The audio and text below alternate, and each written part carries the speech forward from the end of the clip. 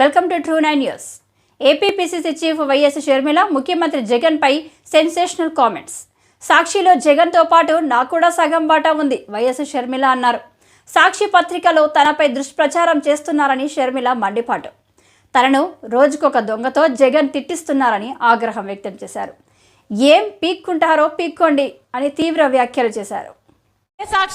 ఇదే సాక్షిలో ఏ సాక్షి అయితే ఇప్పుడు నా గురించి ఇంత దూషణలు చేస్తున్నారో, ఈ సోషల్ మీడియా అంతా ఇంతగా దూషిస్తున్నారో, ఇదే సాక్షిలో నాకు భాగం ఉంది.